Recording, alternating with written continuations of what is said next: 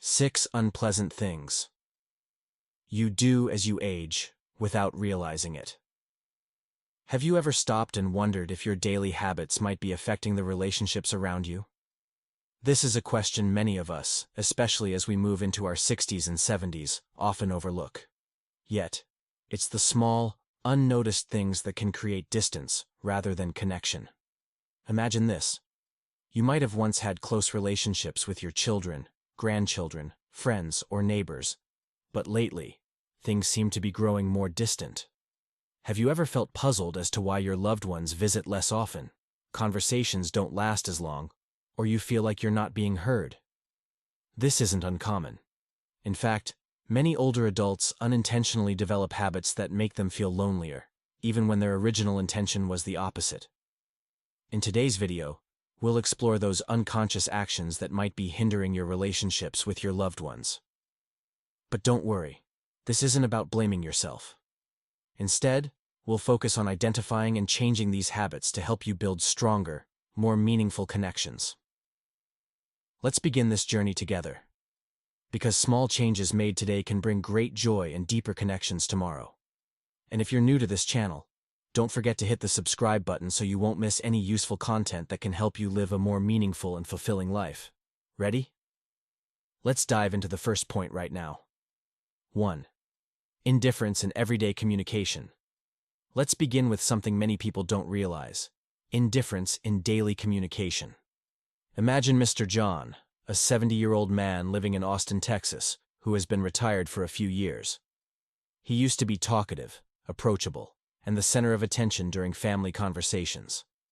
But lately, he often gives brief, indifferent answers and no longer initiates conversations like he used to. Perhaps Mr. John doesn't realize it, but this silence is creating an invisible distance between him and his children and grandchildren. Familiar questions and their importance in communication. Familiar questions like, "How was your day?" or "How's work going?" have gradually disappeared. This makes his family feel disconnected, even though he never intended it. So, why does this happen? For many older adults, indifference in communication is not intentional. It can stem from feeling that the younger generation's stories are too unfamiliar or irrelevant to them. Sometimes, they might think staying silent avoids bothering others. However, this very silence leads to missed opportunities for connection. Think about it. Every small conversation is a chance to share, understand, and maintain relationships. Mr. John realized this when his grandson Ethan said to him for the first time, "Grandpa, why don't you ask me about my day anymore?" That simple remark made him understand that his silence might be misunderstood as a lack of care. So, how can this be improved? The answer is simple: be a little more proactive. Don't hesitate to ask straightforward questions like, "How's school going?" or "What made you happy today?" These seemingly small questions hold immense power in keeping connections strong. Mr. John decided to spend each morning calling his children and grandchildren, or set aside 10 minutes during dinner to chat with his wife. The results were remarkable. He felt closer to his family, and the atmosphere at home became warmer than ever. Communication is the bridge of all relationships. Communication is the bridge of all relationships. Don't let indifference turn loved ones into strangers. With just a little effort, you can spark meaningful conversations and bring about the connection you've always desired. 2. Constant complaining about everything. Let's move on to another habit that many older adults unintentionally fall into: constant complaining about everything. This time, let's talk about Mrs. Margaret, a 74-year-old retired teacher from Boston. Mrs. Margaret was always known in her family for being outspoken and unafraid to share her opinions. However, over time, her comments seemed to turn into a string of non-stop complaints. Imagine this. At every family gathering, Mrs. Margaret always had something to complain about. From the weather being too hot, the complications of politics, to how she couldn't understand why her grandson loved modern smartphones so much. At first, her family laughed it off, saying, "That's just Mrs. Margaret. She's always been like that." But gradually, they started feeling drained and distant. Her daughter-in-law, Julie, often found excuses to leave the dinner table, while her son James began cutting their phone conversations short to avoid listening to her grievances. So, why do many older adults, like Mrs. Margaret, fall into this habit? Often, constant complaining stems from feelings of loss of control, loneliness, or a sense of not being heard. In Mrs. Margaret's case, she felt like her family wasn't paying as much attention to her as they used to, and complaining became her way of asserting her presence. What she didn't realize was that this negativity only pushed her loved ones further away. How can this be changed? The key lies in replacing complaints with gratitude. When her grandson, Ben, candidly said, "Grandma, I love you, but it's hard to talk when you're always complaining." Mrs. Margaret was initially hurt, but she decided to try something new. Keeping a gratitude journal each evening, Mrs. Margaret spent 10 minutes writing down 3 things she was grateful for that day. It could be a delicious meal, a beautiful flower in her garden, or simply her family still visiting regularly. Over time, this habit helped her shift her perspective on life. Additionally, Mrs. Margaret learned to listen more during conversations. Instead of jumping straight into complaints, she started asking questions like, "How's work going for you?" Or, "Is there something exciting you'd like to share with me?" This change not only made her feel more positive, but also made her family feel more comfortable around her. The takeaway is this: complaining doesn't improve situations, but gratitude can. Try replacing every complaint with a compliment or an expression of appreciation, and you'll notice a difference not only in yourself, but also in how others interact with you. 3. Dominating conversations. Imagine the story of Mr. Frank, a 78-year-old retired professor living in Denver. Throughout his life, he was a man of great experience, teaching at prestigious universities, traveling extensively, and meeting some of the brightest minds in the world. His stories are fascinating, but there's one problem: he always takes over every conversation. Picture a Sunday lunch at his daughter Laura's house. When his grandson Alex excitedly shares about his new science project at school, Mr. Frank immediately interrupts. "That reminds me of a lecture I gave at Harvard." He then launches into a 15-minute story, causing Alex to lose interest and stop sharing. The atmosphere at the table becomes heavy rather than lively. Why do many older adults develop this habit? For Mr. Frank, it's his way of feeling important and valued in an ever-changing world. Many in his age group feel similarly. They don't intend to dominate, but simply want to share their knowledge and experiences. However, they may not realize that this can make others feel overwhelmed and unappreciated. The solution isn't to stop sharing, but to learn how to balance talking and listening. Mr. Frank had a turning point when his daughter Laura gently said, "Dad, we love stories. But sometimes Alex and everyone else also want to share their thoughts." Initially, he felt hurt, but after reflecting on it, he realized she was right. At the next family meal, when Alex started talking about his project, Mr. Frank resisted the urge to naturally. After Alex finished, Mr. Frank shared a related story, and this time everyone listened attentively. Communication is a two-way street. By taking the time to listen to others, you not only create opportunities for them to feel valued, but also make your stories more engaging when shared at the right moment. 4. Demanding respect solely based on age. Now let's address another habit that many older adults unconsciously fall into: demanding respect solely based on age. Consider the story of Mrs. Evelyn, a 76-year-old retired nurse from Atlanta. She grew up in an era where respect your elders was an unspoken rule. To her, age equated to wisdom, and she always expected her children and grandchildren to respect and follow her opinions without question.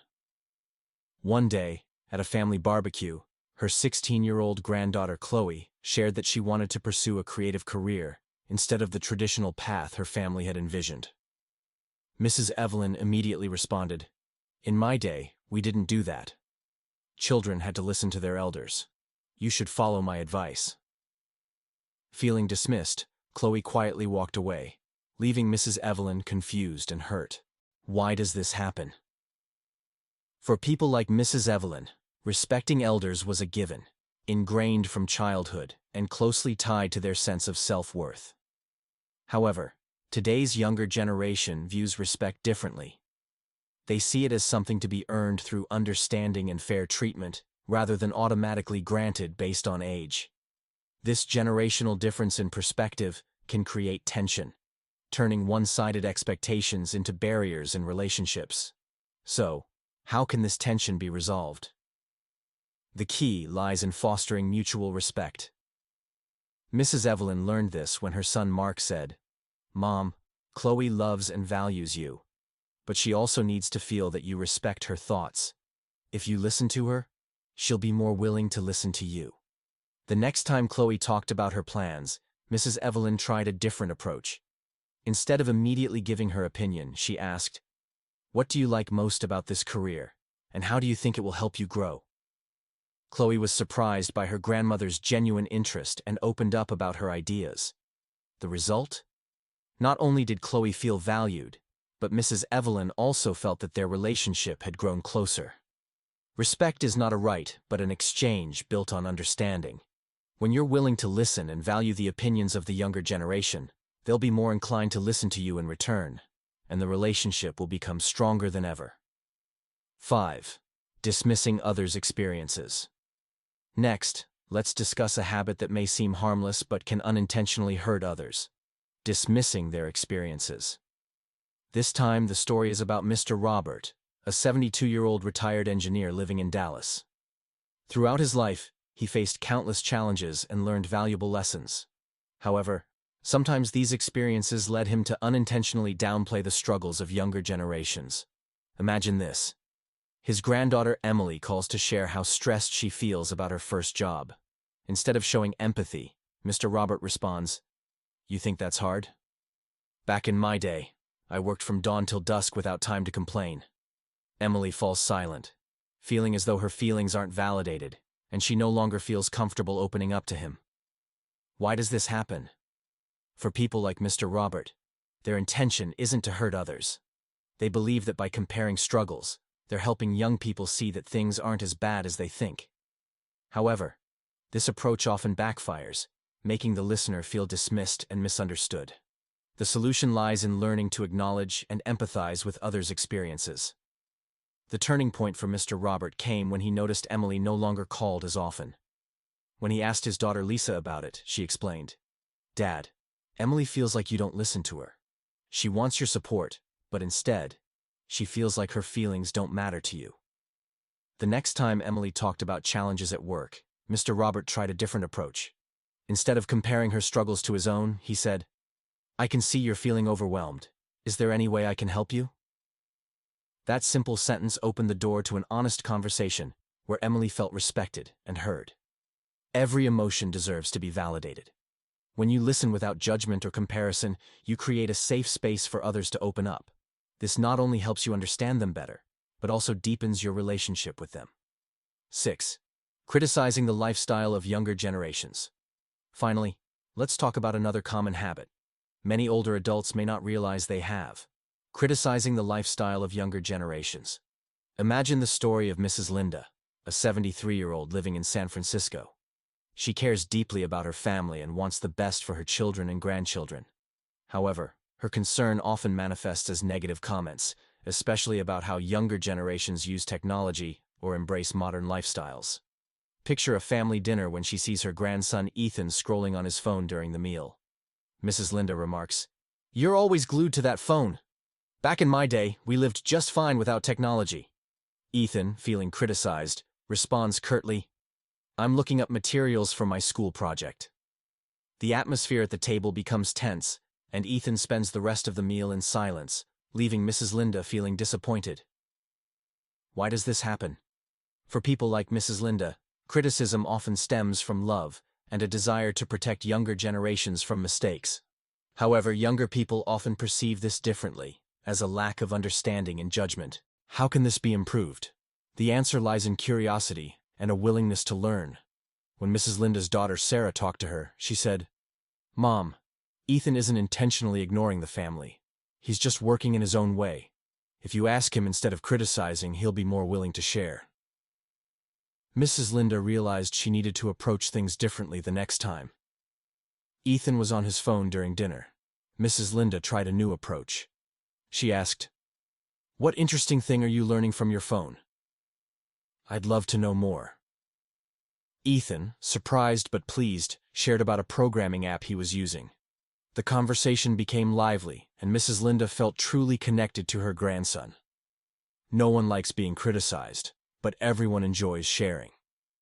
Instead of judging, try to understand the reasons behind someone's actions. This not only helps you gain insight, but also makes others feel respected and loved. Remember, strong relationships don't come from perfection, but from the willingness to change and learn from each other. And you can start today. Thank you for joining me on this journey. If you found today's insights helpful, please like and subscribe to the channel to continue receiving meaningful content that helps you build a more fulfilling life. See you in the next video.